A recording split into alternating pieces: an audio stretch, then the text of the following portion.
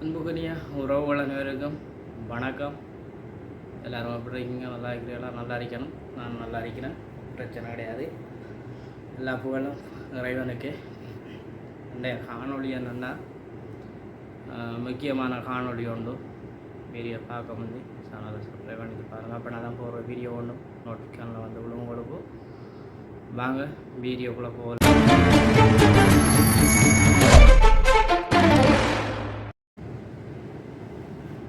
உறவுகளே எல்லோரும் எப்படி இருக்கீங்க? என்னுடைய முக்கியமான தகவல் வந்து என்னென்னா, உங்களுக்கு தெரியும், இப்போ ஒரு கிழமைக்கு முந்தி வீடியோ ஒன்று போட்டிருப்பேன். ஒரு கிழமைன்னா இப்போ ஒரு 10 நாள் வரைக்கும் நினைக்கிறேன் வீடியோ ஒன்று போட்டிருப்பேன். எனக்கு இப்படி ஒன்று நடந்தது, எல்லா உறவுகளும் கொஞ்சம் விழிப்புணர்வு ஆயிருங்கன்ட்டு சொல்லி அதுக்குரிய காணொலி தான் இது. அதுக்காமே தான் இந்த காணொலி. என்னென்னு சொன்னால், 2 கிழமைக்கு இடையில் காசு கட்டலைன்னா 100 தினம் அறமாக வரும்.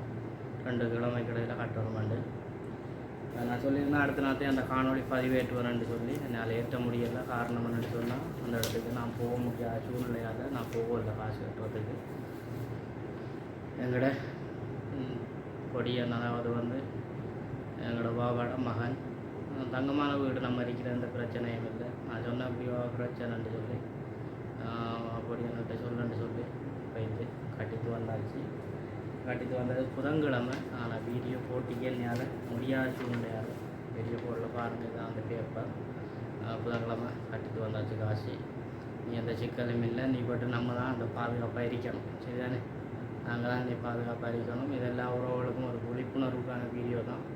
பிடிச்ச உறவுகள் லைக் பண்ணுங்கள், ஷேர் பண்ணுங்கள், கமெண்ட் பண்ணுங்கள், மறக்காமல் சப்போர்ட் பண்ணுங்கள். அப்படியெல்லாம் தான் நாங்கள் போகிற ஒரு வீடியோ உங்களுக்கு அந்த வந்துவிடும். சரி உறவுகளே, இதை சொல்கிறதுக்காக தான் இந்த காணொலி பதிவேற்றினது, வேறு காயம் இல்லை.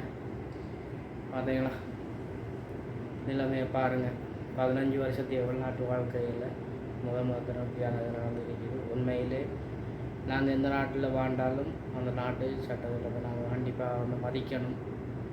அது நம்மளுக்குள் நிறைய இருக்குது. சின்ன ஒரு மிஸ்டேக் ஒன்று நடந்தது, அதான் மனசுக்கு ஒரு வருத்தம். இத்தனை வருஷத்துக்கு நம்ம இந்த 15 வருஷத்துக்கு ஒரு நாளையில் கூட நம்மளுக்கு எந்த கம்ப்ளைண்ட் வந்தது கிடையாது நம்மளோட வீட்டில். அதுக்கு அமையத்தான் நம்மளையும் அவங்க பார்த்துக்கொள்கிறாங்க, நம்மளும் அவங்களுக்கு அமையத்தான் இருக்கிறோம். அடுத்த இந்த நாட்டு சட்டத்திட்டத்தை நிறைய மதிக்கிறோம். வளமையாக நான் இடத்துல நின்று எப்பயுமே இது செய்கிறது தான். அதுக்கு அமையத்தான் அன்றைக்கும் அந்த விபத்து ஒன்று நடந்தது எனக்கு. இருந்தாலும் ஒரே இது சொன்னால் முடியாது. என்னோட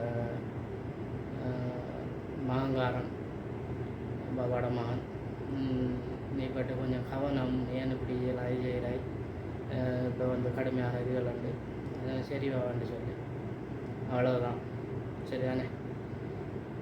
ஓகே, பாய்.